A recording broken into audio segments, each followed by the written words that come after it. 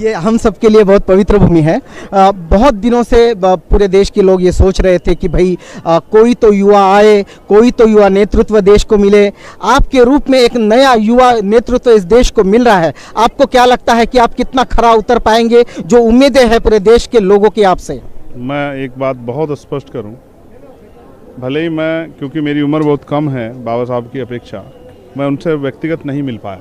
मैं क्या, ऐसे करोड़ों लोग होंगे दुनिया में जो उनसे नहीं मिल पाए, लेकिन उनके अनुयायी जरूर, उनके मिशन के पहरेदार जरूर। मैंने डॉक्टर बाबा साहब अम्बेडकर का आगरा में, जो यूपी में पड़ता है, जहाँ बाबा साहब रोए, उन्होंने कहा कि मुझे मेरे पढ़े लिखे लोगों ने धोखा दिया। उसके साथ लोग इतनी ही बात बताते हैं कि बाबा साहब ने वहाँ ये कहा था, सिर्फ बाबा साहब ने वहाँ एक और बात कही। और आज मेरे इस यहाँ बताने के बाद आपके दर्शक इस बात को जानेंगे जो लोग दुनिया में आपके चैनल को सुनते हैं। बाबा साहब ने कहा कि मैं बूढ़ा हो चुका हूँ, बीमार रहता हूँ, जो मैं करना चाहता था अपने समुदाय के उसमें ना के बराबर भी मैं नहीं कर पाया हूँ। अभी बहुत कुछ करना बाकी। मैं शहरों से निकल के अब मैं गांव की तरफ जाना चाहता हूँ, लोगों को जगाने के लिए, लोगों को तैयार करने के लिए। इस उम्र में मैं अपने चारों तरफ ये देखता हूँ कि इस तंबू का बम्बू बनने वाला कोई तो युवा मिले, कोई तो युवा खड़ा हो जो इस तंबू का बम्बू बन के इस आंदोलन को आगे चलाए।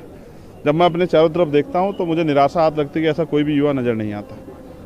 जब बाबा साहब ने बात की तब तो मैं पैदा नहीं हुआ था, लेकिन जब मेरे पिता ने मुझे बात बताई तब मुझे होश था। और मैं उसी तंबू का बम्बू बनने का प्रयास कर रहा हूँ, और उसमें जितना समय मेरे पास है पिछले 10 साल से लगातार, और आपने अभी कहा कि उस पर आप कितने खरे उतरेंगे, तो मैं आपको उम्मीद पूरी जिम्मेदारी से कहता हूँ, सामाजिक परिवर्तन, आर्थिक मुक्ति और राजनीतिक शक्ति हासिल करने का जो आंदोलन है, उस पर कड़ी दर कड़ी सीख के हम लोग आगे बढ़ते रहेंगे।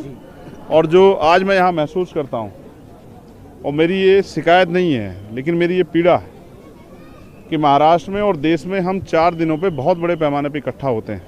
एक तब जब बाबा साहब ने धम्म की दीक्षा ली, एक 6 दिसंबर को जब हम उनका परिनिर्वाण दिवस मनाते हैं, एक 14 अप्रैल को जब हम बाबा साहब डॉक्टर भीमराव अम्बेडकर जी की जयंती मनाते हैं, और एक महाराष्ट्र में तब लाखों की संख्या में जब हम 1 जनवरी को बाबा साहब के दिखाए रास्ते पर चल के भीमा कोरेगांव जाते हैं। लेकिन हम बाबा साहब की इन सारी बातों को मानते हैं, लेकिन जब बाबा साहब ये कहते हैं कि पॉलिटिक्स द मास्टर की राजनीतिक सत्ता वो चाबी है जिससे आप अपनी सारी समस्या को हल कर सकते हैं, तो इस बात की तरफ जो है ये कमज़ोर वर्ग क्यों नहीं सोचता, मुझे इस बात की तकलीफ है। हम वो कहते थे, साहब ने भी ये बात हमें कहीं आंदोलन में, कैडर में, कि दूसरों के महलों से अच्छी होती अपनी झोपड़ी, उसमें आदमी मालिक होता है। क्यों अभी भी हमारे लोगों के अंदर मालिक वाली सोच पैदा नहीं हुई? राजतंत्र में हम अधिकार विहीन थे, राजतंत्र में हम पे बहुत सारे प्रतिबंध थे, राजतंत्र में हम पे अवसर नहीं थे, इसलिए हम लोग पीछे थे। लेकिन अगर लोकतंत्र में, प्रजातंत्र में अवसर होने के बावजूद भी, वोट की शक्ति होने के बावजूद भी हम कमज़ोर हैं और तमाम तरह के अधिकारों से वंचित हैं और तमाम तरह की पीड़ाओं को भोग रहे हैं, तो इसके लिए जिम्मेदार कहीं ना कहीं हम दूसरों से उम्मीद करना बंद करें कि वो हमारी ज़िंदगी बदलें। जिन्होंने हज़ारों साल हमें इस गुलामी में देख के, जिनकी आंख से एक आंसू नहीं टपका, जिन्होंने आज भी एनसीआरबी का डाटा कहता है कि 50,000 महिलाओं की हर प्रदेश में जो है रेप हत्या होती है, जिनके मुंह से एक शब्द नहीं निकलता, वो हमारा भला कर देंगे। ये बात हमें बहुत दिन पहले समझ आ जानी चाहिए थी, लेकिन हमें नहीं आई।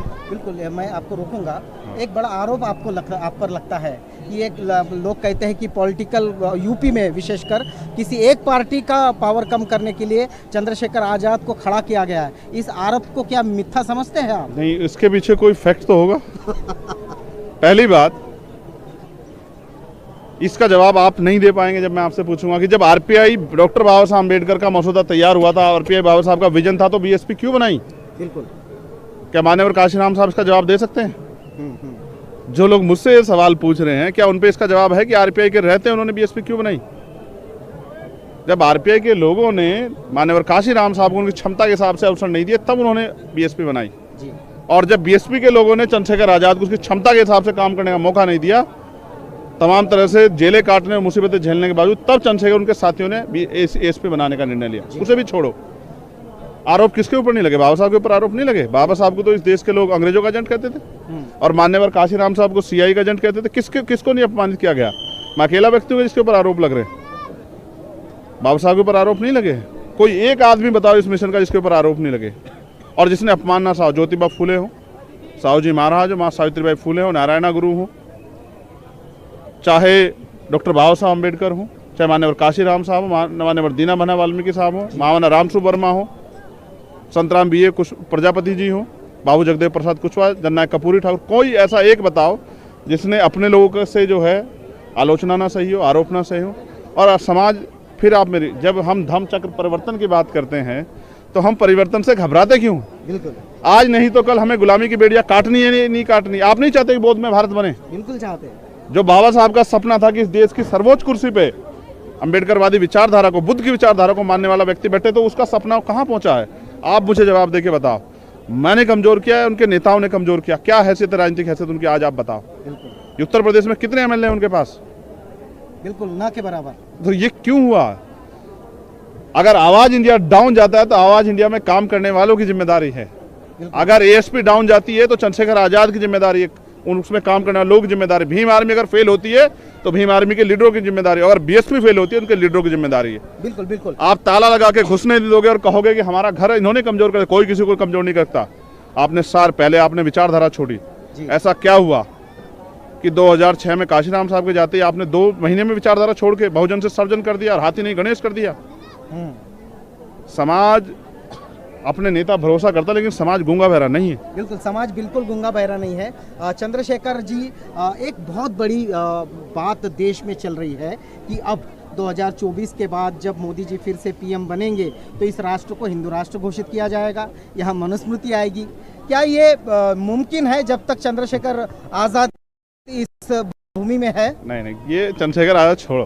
चंद्रशेखर आजाद भी तो एक सामान्य व्यक्ति है। ये जो आप सैलाब देख रहे हैं ना जी, 2 अप्रैल को सिर्फ एक कानून से छेड़खानी करने का प्रयास हुआ था, अगर आपको याद हो, 18 मार्च को, और वो सुप्रीम कोर्ट ने कहा था, जिसको कहते हैं कि सुप्रीम कोर्ट देश की सबसे बड़ी अदालत है।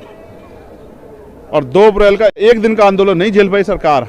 हमारे खून, ये जो खून है डॉक्टर बाबा साहब अम्बेडकर का खून है, संविधान की। तो अच्छा, आप इस बात को भी समझो जी, संविधान से सुरक्षा उन लोगों को मिली है जिनकी संख्या कम है। हाँ। हमें तो संविधान के रहते भी हमें अन्याय अत्याचार सहने पड़ते, क्योंकि हम पे राजनीतिक पावर नहीं है। तो मैं फिर आपसे कहूंगा, मोदी जी हो, पहली बात तो आप, हम ये क्यों तय करें कि मोदी जी प्राइम मिनिस्टर बनेंगे? जी, जरूर थोड़ा है कि प्राइम मिनिस्टर बनेंगे, क्या अब तो ना बने?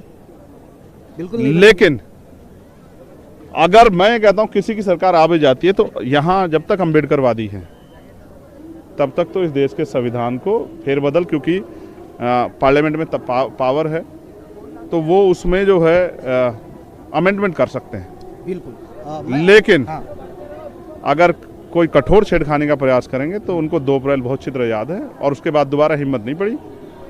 उसी सरकार ने, जो सरकार हमेशा आरएसएस भारतीय जनता पार्टी सरकार जो अम्बेडकरवाद के खिलाफ रही, बाबा साहब के खिलाफ रही, उसी सरकार ने पार्लियामेंट में जो है सेशन बुला के और उस बिल को पास करके जो है सुप्रीम कोर्ट के ऑर्डर को खत्म करने का काम किया। ये भी आपको याद होना चाहिए। बिल्कुल, एक महत्वपूर्ण बात है कि ये कहा जाता है कि ये तमाम देश में जितने भी वंचित लोग हैं, शोषित है, अम्बेडकरवादी हो गए, पेरियारवादी हो गए, फुलेवादी हो गए, इनको इकट्ठा लाना बहुत ज़रूरी है।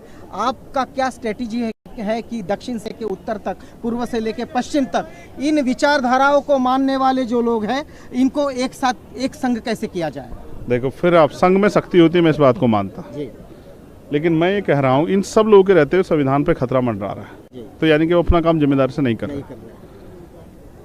अब तो वो दल भी जो देश के दूसरी बड़ी शक्ति है, वो भी कहने लगे जातिगत जनगणना होनी चाहिए जी। और जिस बात को 30 साल पहले मान्यवर काशीराम साहब कह रहे थे, इसकी इतनी संख्या और उसकी हिस्सेदारी, वो भी इसकी बात करने लगे।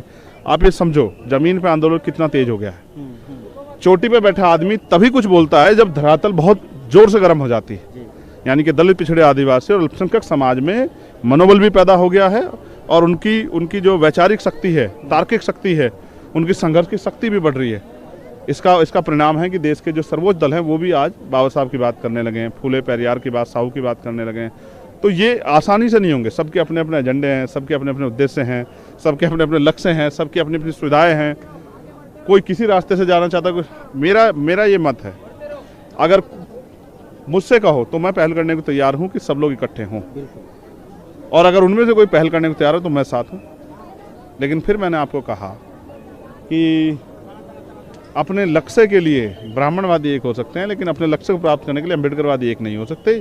इस ईगो को भी थोड़ा सा डाउन लाना चाहिए। बिल्कुल। और मैं समझता हूँ एक समय आएगा, परिवर्तन प्रकृति का नियम है, क्या तो ये लोग खुद अपने आप अपनी ईगो हटा के एकजुट होंगे, वरना समय इनको एकजुट कर देगा। ऐसा भी जैसे इंडिया अलायंस बना है, ऐसे ही समय बहुत ताकतवर होता है। बिल्कुल, समय बहुत ताकतवर होता है। इस वक्त लाखों दर्शक आपको आवाज़ इंडिया टीवी पर लाइव देख रहे हैं और ये 67वां धम्म दीक्षा दिवस मना रहे हैं। हमारे दर्शकों के लिए चंद्रशेखर आज़ाद क्या मैसेज देना चाहेंगे? मैं एक ही संदेश देना चाहूँगा, जो लिखा, ये आपके चैनल का नाम बड़ा प्यारा आवाज़, तो जब तक शोर नहीं मचाओगे तब तक आपकी बात ही नहीं होगी। और आवाज़ इंडिया बहुत अच्छा काम कर रहा है, वो इसी तरह से आगे बढ़े। लेकिन जो देश दुनिया में अम्बेडकरवादी रहते हैं, मैं उनसे कहूँगा कि वो बाबा साहब की हर बात को फॉलो करें, बाबा साहब के विचारों पे भी पहरा दें, बाबा साहब का जो धम्म का कार्य है उसको भी आगे बढ़ाएं, बाबा साहब के राजनीतिक शक्ति हासिल करने का लक्ष्य है उस पर भी आगे बढ़ें, और अपने मीडिया चैनल्स भी बनाएं, अपने अखबार भी चलाएं, अपने यूट्यूब चैनल्स भी बनाएं, अपनी जो है बड़े बड़े स्कूल कॉलेज भी बनाएं, अपने बड़े बड़े हॉस्पिटल बनाएं। जो सक्षम लोग हैं वो समाज को आगे बढ़ाने की तरफ ध्यान दें, और सब लोग संगठित होकर रहें। एक दूसरे की टांग खींचने के बजाय एक दूसरे के ऐसे हाथ मिला के एक दूसरे से आगे बढ़े, तो मुझे लगता है कि ये जो जिस परिवर्तन को हम देखना चाहते हैं वो हो जाएगा। बिल्कुल, एक दूसरे से हाथ मिलाना है, ये संकल्प चंद्रशेखर रावण हमारे दर्शकों को दे रहे हैं 67वें धम्म दीक्षा दिवस पर, कि हमें अकेले रह के कोई फायदा नहीं, उल्टा नुकसान है। तो हमें एक दूसरे से हाथ मिलाना है, और हाथ मिलाकर जो प्रबुद्ध भारत की व्याख्या बाबा साहब ने की थी, जो सपना देखा था, उस प्रबुद्ध भारत को पूरा करना है। आप देख रहे हैं आवाज़ इंडिया टीवी, ये सीधा प्रसारण दीक्षा भूमि नागपुर से।